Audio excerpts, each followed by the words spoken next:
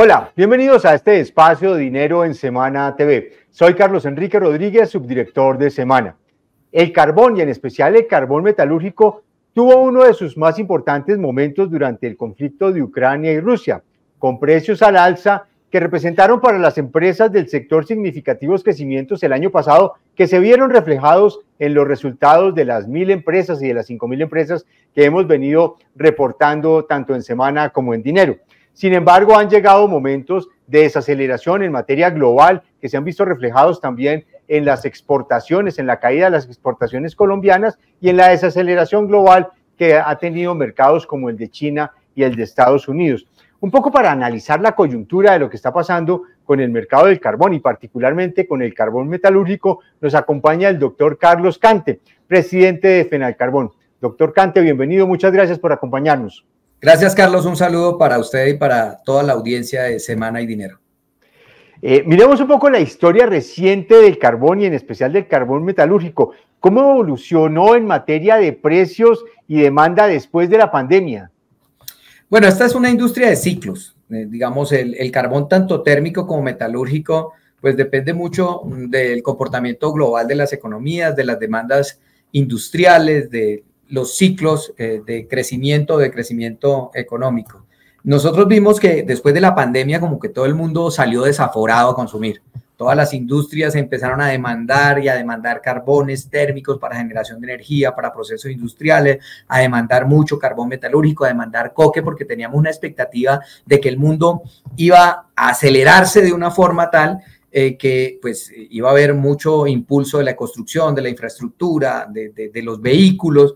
Y eso sucedió, digamos, un poco basado en expectativas durante 2022, la demanda se incrementó y por supuesto los precios se elevaron a unos niveles nunca antes vistos. Nosotros vimos en septiembre de 2022, estábamos ya con los efectos de la guerra Rusia-Ucrania, un poco el reacomodamiento de flujos comerciales producto de las sanciones, pues hizo que en septiembre de 2022 viéramos unos precios de $400 la tonelada de carbón térmico, por esos lados también el carbón metalúrgico, por supuesto el coque, y lo que sucedió después de eso es que esa expectativa de crecimiento no se concretó, y finalmente pues las empresas y los países terminaron sobreestoqueados con ese stock, además un poco alimentado porque el invierno no fue tan crudo en Europa y en la mayor parte de países en donde existen estaciones, pues como que todo el mundo quedó ahí con unas reservas y sucedió que el 2023 arrancó muy lento,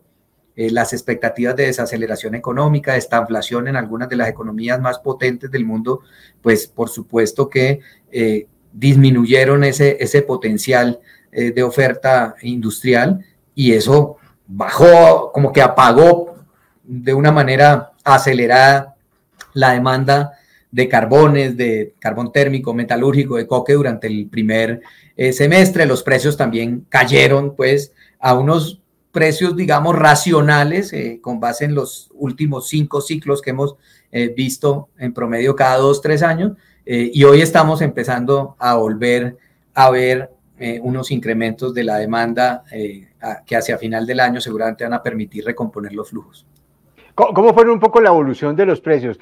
Usted está hablando de llegar precios de a $400 por tonelada. ¿En cuánto estuvieron por debajo hace unos años y en cuánto están hoy? No, pues digamos en 20 y 21 llegó un momento en que inclusive recuerden ustedes que el precio del térmico estuvo en $38 la tonelada. O sea, ahí pues muchos planes de inversión se cayeron al piso, no existía, eso era menos de la mitad de lo que es el costo de producción, por lo menos acá en Colombia, pero sucedieron una cantidad de eventos geopolíticos que era todo ese tema de la aceleración después de la pandemia y al mismo tiempo en febrero de 2021, pues el tema de Rusia, Ucrania, el tema del desabastecimiento de gas en Europa, eso movió aceleradamente los precios, empezamos a ver un desequilibrio enorme, un incremento de la demanda, las posibilidades de oferta no son tan veloces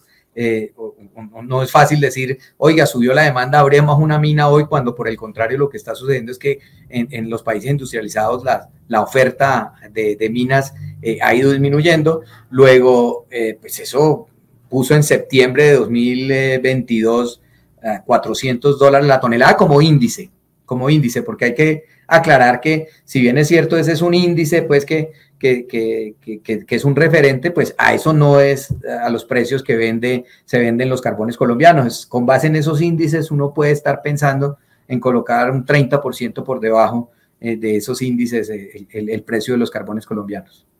¿Y hoy más o menos en cuánto está el precio del carbón, doctor Cante? Bueno, el térmico se ha movido entre $120 la tonelada, o en las últimas 3 semanas ha subido un poco, tal vez alrededor de 140. El carbón metalúrgico ha estado alrededor de $300 la tonelada en el primer semestre, empezó a disminuir a partir del segundo semestre, y el precio del coque pues ha estado ahí también, $340, $350 la tonelada, lo que ha disminuido el ritmo de producción, porque cuando el precio del carbón metalúrgico está tan cercano al precio de la tonelada de coque, pues no hay margen y no vale la pena producir para ver única y exclusivamente que gane el productor minero y no el coquizador. ¿Qué está pasando con la demanda en el mundo? ¿Sí estamos en un proceso fuerte de desaceleración? ¿Qué pasa con Estados Unidos, con Europa, con China, que son grandes compradores nuestros? Bueno, pues es que sí, durante 2023 hemos visto un menor ritmo de crecimiento económico que básicamente moderó las expectativas de consumo a nivel global. Lo que se vio es pues menores volúmenes de generación de energía por una menor demanda industrial, menores niveles de producción de acero, precisamente también por la ralentización de las economías que normalmente consumen en infraestructura, en construcción de vivienda. Eso sí se ha visto durante este año, fundamentalmente en el primer semestre, y había una expectativa de que la mayoría de los países iban a entrar en recesión. Finalmente, hacia el final del año, pues ahí, con un crecimiento muy corto, al final el mundo la va a sacar en 2023 y eso ya empieza a modelar expectativas hacia 2024, entonces un poco la demanda se ha movilizado un poco más ya en el segundo semestre, tanto de carbones térmicos como de metalúrgico y de coque. ¿Cómo se está insertando el tema del carbón, en el caso de ustedes, del carbón metalúrgico y del coque, en los planes de transición energética global y después aterrizamos en Colombia? Bueno, acá hay dos cosas. Uno, carbón térmico. La pregunta es si va a haber mercados y para cuánto tiempo. Cada vez más vemos que eventos geopolíticos y la realidad de la tecnología nos está mostrando que definitivamente tener un mundo sin combustibles fósiles en el mediano plazo no va a ser posible. Y cuando revisamos las expectativas que nos plantean a nosotros las diferentes agencias internacionales, por supuesto que están mostrando a 2040 y a 2050 todavía una importancia de los carbones dentro de tanto de la matriz energética como de la matriz industrial. Y lo que va a suceder en el caso del carbón metalúrgico es que los centros de consumo global se van a mover, porque son los países en vías de desarrollo los que tienen mayor capacidad de industrialización, China, India, el sudeste asiático, los que van a ser los mayores consumidores después de la década del 40 de carbón frente a una disminución de la oferta a nivel global que se está viendo, y la real posibilidad que tengan los carbones colombianos de ser competitivos para llegar a esos destinos, de eso va a depender que ese flujo de carbones térmicos se mueva. Nosotros creemos que sí, que tenemos esa capacidad siempre y cuando pues los términos fiscales que nos está imponiendo el país pues sean razonables y no se sigan imponiendo más cargas tributarias al sector. Por el lado de los carbones metalúrgicos y del coque, se está viendo una realidad mucho más clara, mucho más halagüeña, porque lo que va a suceder es que los temas de transformación tecnológica para que los altos hornos de producción de acero dejen de utilizar combustibles fósiles, en este caso coque, pues avanzan a un ritmo muy lento, y es básicamente las tecnologías que tienen que ver con la utilización del hidrógeno verde. Eso lo hemos visto, va a llegar hasta cierto punto y hacia 2050 se calcula que ese avance de esas tecnologías va a ocupar tan solo un 15% de la demanda actual, pues, de coques. Y eso lo que significa es que hacia 2050 va a haber una demanda inferior a la actual, que está en cerca de 1.000 billones de toneladas de carbones metalúrgicos, coques, cercana al 10%. Pero ¿qué está sucediendo? Las reservas se están agotando en el mundo y hay muchos países que han decidido abandonar sus producciones de carbón. Y eso incluye carbón metalúrgico. Entonces, para esa misma época, en 2050, va a haber un déficit de oferta de cerca del 20%. ¿Eso qué significa? Pues que va a haber un gap de una mayor demanda de carbones metalúrgicos hacia 2050 con una menor posibilidad de oferta a nivel global, lo que va necesariamente a incrementar los precios y va a hacer de estos productos asociados a los carbones metalúrgicos, pues unos minerales, unos productos muy apetecibles para los países que cuenten con reservas y capacidad industrial para producir coque. Usted mencionaba que en septiembre del año pasado lograron materializar unos precios de cerca de $400 por tonelada en septiembre. Por esa misma época estaba arrancando el gobierno del presidente Petro y tal vez ha sido uno de los gobiernos más duros con la industria, no solo del carbón, con la industria extractiva. Ha mandado mensajes muy fuertes contra el petróleo, contra el carbón en general. Y algunos colegas suyos y personas del sector han dicho que el gobierno está marchitando la industria extractiva. ¿Usted cree que es así? Pues yo creo que hay una serie de decisiones que tienen que ver con cómo evoluciona el proceso de transición energética. Y nosotros lo que hemos dicho es que el proceso de transición energética no puede ser única y exclusivamente un ejercicio discursivo que le gusta a la sociedad cuando la sociedad no lo entiende en su extenso, sino que tiene que enfocarse realmente en unos procesos metodológicos que involucran tiempos, recursos, acciones, que es lo que creo yo se está construyendo desde el Ministerio de Minas y Energía. Yo creo que aquí hay mucho más sensacionalismo alrededor de los discursos que lo que realmente puede significar la elaboración de una ruta clara que creemos nosotros y estamos tratando de contribuir con ello para que el país avance en una senda fundamentalmente más que de transición energética, digamos así, simple, en una senda de transición energética de los carbones colombianos, que involucra una serie de pasos, una distinción específica entre los carbones térmicos de exportación, los carbones metalúrgicos, los carbones, el coque, la reindustrialización, el carbón térmico de consumo nacional, el carbón metalúrgico de consumo nacional. Eso tiene que tener todo un proceso y por supuesto que, vuelvo y digo, el proceso de marchitamiento se ve a veces con medidas de política pública que se pretenden imponer y lo hemos visto, lo estamos sintiendo. La primera de ellas fue claramente esa reforma tributaria que afectó gravemente las finanzas de las operaciones mineras en el país de una u otra forma, desde la pequeña, la mediana y la gran minería. Pues por supuesto que si tú tienes una mayor carga tributaria, pues vas a ser menos competitivo y al ser menos competitivo, pues uno empieza a disminuir su producción, sus niveles de inversión. Ahí seguramente habrán que tomarse algunas medidas, pero hasta ahora creemos que el país puede seguir siendo una fuente confiable de generación de recursos carboníferos, de térmico, de metalúrgico, de coque, para un mundo que va a seguir consumiendo. ¿Cómo han visto el tema de la reforma tributaria en lo cuentagotas que ha venido sacando la Corte Constitucional con las demandas? ¿Qué han sabido ustedes? Pues hasta ahora no ha habido un pronunciamiento con respecto a los temas que nos ocupan a nosotros en cuanto a la constitucionalidad de las normas que afectan al sector.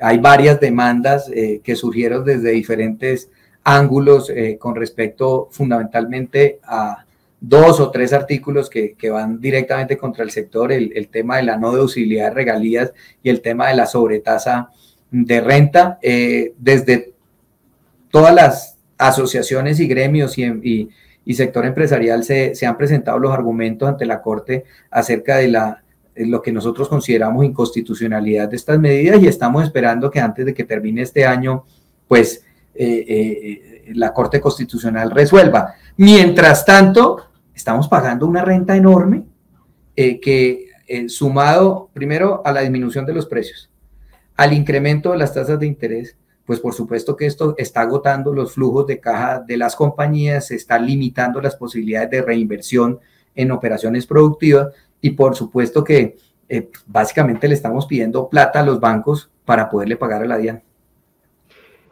¿Cómo es ese escenario hoy de las empresas mineras frente a una inflación alta, unas tasas altas, un dólar volátil y una reforma tributaria que los está golpeando? Muy compleja, porque generalmente nosotros hemos venido diciendo, mire, los tiempos geológicos son más largos que los tiempos políticos, las reservas y los recursos los tiene el país y el mundo va a seguir demandando carbones. Luego, cuando usted revisa, la mayoría de los títulos mineros de carbón importantes en el país vencen por encima de 2027. Luego, esa discusión no tendría que darse con este gobierno. Sin embargo, lo estamos asumiendo como si fuera parte de un ciclo de mercado. A veces tenemos buenos precios, buenas situaciones y a veces no. A veces los precios están muy por debajo de los costos. Sin embargo, nosotros tenemos que seguir produciendo, tenemos que seguir exportando. Una mina, uno no puede decidir dejar de operar una mina hoy porque los precios están bajos y volverla a operar cuando los precios suban, porque definitivamente los costos de reapertura son muchísimo mayores. Entonces, pues usted enjuga pérdidas cuando los precios suben a medios y altos, y así lo estamos asumiendo. Esperamos que esta larga noche no se consolide y se transfiera en un mecanismo institucional de marchitamiento del sector finalmente con el pasar de los años. Antes de pasar un poco al tema de transición energética, ese mensaje del gobierno de comparar la coca con el petróleo y con el carbón, de estigmatizar un poco la operación minera y de la industria extractiva, ¿a ustedes cómo les ha caído? No, pues yo creo que eso le ha caído muy mal a los productores. Cuando usted va a una región y habla con don Pablo, con don Juan, con un pequeño minero, cuando va a Boyacá, cuando va a Cundinamarca, pues por supuesto que eso cae muy mal. Yo he tratado de suavizar un poco la discusión diciendo, no, mire, es que nuestro presidente es un presidente que le fascina utilizar símbolos y como a nivel global, y él quiere ser un líder global, la lucha contra el narcotráfico ha sido una bandera, pues él quiere asimilarlo un poco. Yo creo que a veces se excede en esas comparaciones, pero por el otro lado viene la respuesta de los productores mineros, de nosotros los colombianos que trabajamos en esta actividad y decimos, bueno, pero pues si finalmente somos tan malos como la coca, ¿por qué a la coca y a los cocaleros y a los narcos se les da un plan de paz, se les da un plan de reconversión?